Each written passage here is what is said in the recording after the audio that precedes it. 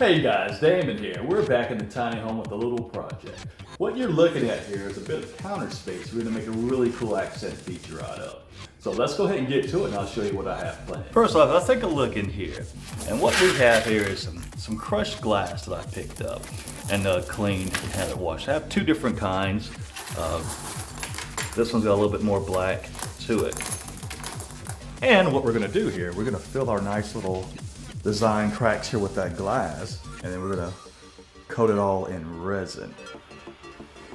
Now before we get started, I did box everything in here, as you can see. I use like a 1x6 here. But if you take a closer look, I have a little sealant here. You can use, I've been using packaging tape to some great success. You can use sheathing tape, which is a little bit more expensive, about $11 a roll. But I've been using this. I tried it because it was cheaper with the packaging tape, and it actually works really well. So, but just make sure it's down really good. And once I did that, I actually went through and I used some clear caulk on my seams, just because when the resin gets poured in it, it will leak everywhere. So we want to make sure we have no drips and spills. But yeah, let's go ahead and get started.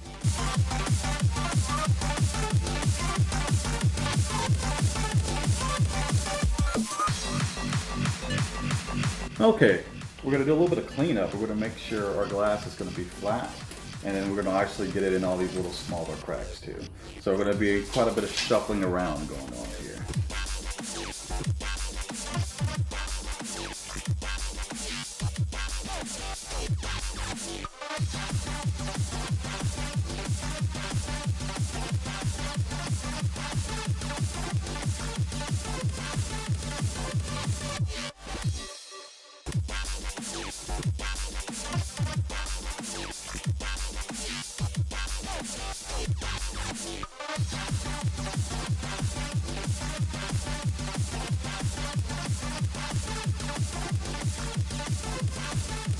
Okay, I've got the glass laid out and everything cleaned up.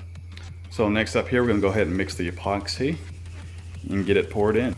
Okay, for this project, we're gonna be using liquid glass resin. And this is a deep pour mix. You can do up to 2 to 4 inches thick pours. And the ratio is 2 to 1. So we're gonna do 2 parts resin, 1 part activator. And we'll also have our stir paddle here. And when we do this, we're going to make sure we set it down to a head speed on the drill. We don't want to mix it too fast. We don't want to whip any excess bubbles into the resin mixture. And of course, you want yourself a clean bucket, preferably one with measurements on it to make it easier for you to pour out your resin.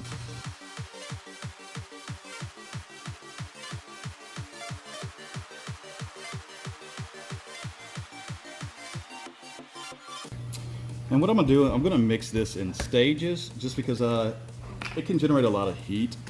I don't want to mix the whole gallon at a time, so we're just going to do it in stages. Going to mix up a batch, pour it, mix up another batch, and pour it.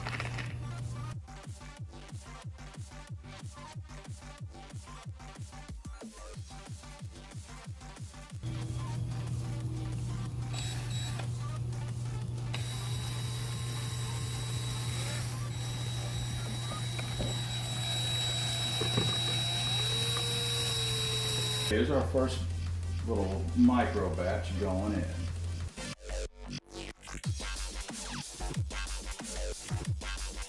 And the resin is self-leveling, so I don't have to be too worried about putting it in one big block. It'll work its way up where it needs to be.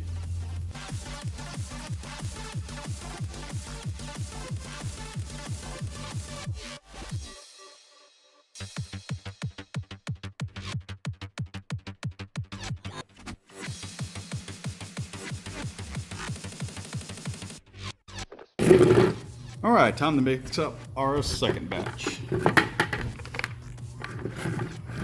Also, I feel like we'll do another quart and we'll be in good shape.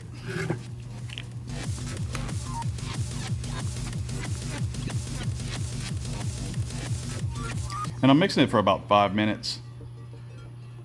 And then after the 5 minutes, I'm switching it to a clean bucket and I'm mixing it for another 3 minutes. The reason why I'm putting it in a cleaning bucket for the second mix for another 3 minutes is so I just don't get any non-activated resin that may be stuck to the sides of my pour. Alright, back to the mixing.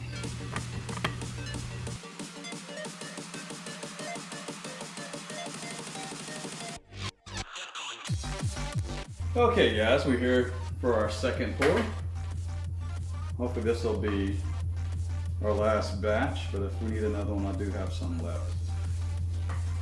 I really want to give it maybe a 1/16 of an inch above the hexagons here. And just have everything fully encased.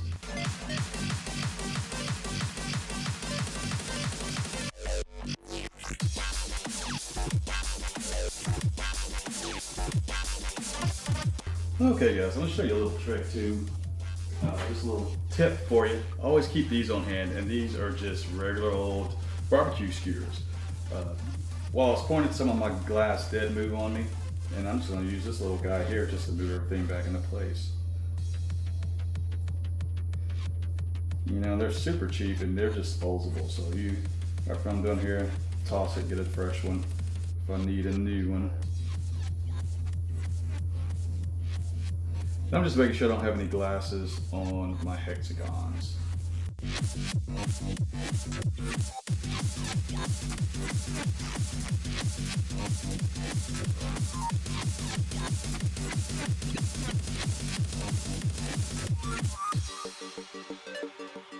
It looks like I'm going to need to mix up just a tiny bit more, just to get a little bit more coverage on some of these hexagons over here.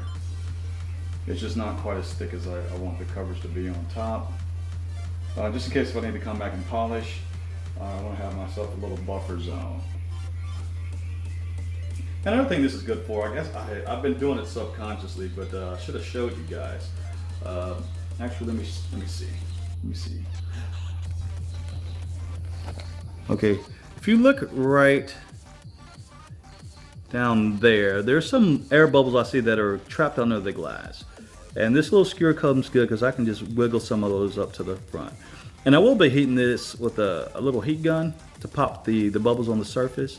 But if I come across any noticeable ones trapped below the glass, I can use this little skewer just to wiggle it loose, get that air bubble coming to the top.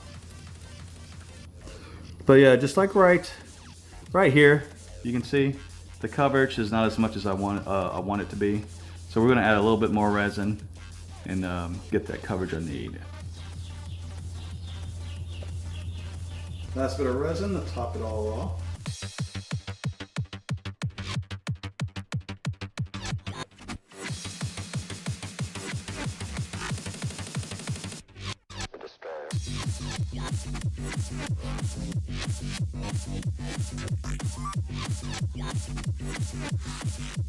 Next up, good old heat gun. And what we want to do is pop these little air bubbles on top. We do want to keep a healthy distance, just because we want a mirror finish. Now, burning the resin, if you get too close, you'll burn it, and it can be good for certain applications, mainly art applications on canvas, but for here, no. So I'm keeping, if you can see, I'm about 6 inches, 6 inches away from the top. Now, this thick pour resin takes a while to set, and that will help us. So if there's the bubbles will have time to work their way up. Now, if you buy just the tabletop resin, it's really only good for pouring up to a 1/4 inch. Maybe not even that, certain brands. And you have less time to work with it, so it also sets a lot faster. But the deep pour, you have plenty of time for those air bubbles to kind of work their ways out. Okay guys, this is what we have so far. We're going to give it a couple hours. I'm going to come back in here and check up on it. It's been sitting for a couple of days. Our resin's finally hard. Now it's time to unbox our present here and see what we got.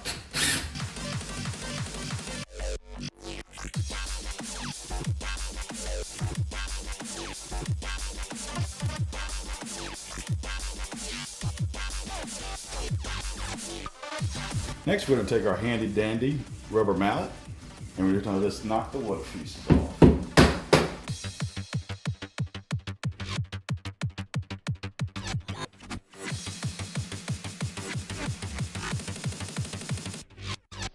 Now let me show you what we got, guys. Yeah. It looks pretty good. I'm very pleased with the way it came out. Now the only thing I might do is I might come to these edges here and I might do a little router, get a little router and just, you know, take the little edge off of it. But yeah, it came out just as I envisioned. Not that hard of a process. And so this was my test piece there. Next it'll be the counter on this side.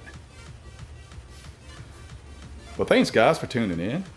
If you like what you saw here, please hit that subscribe button and I'll keep that content rolling. Until next time, guys.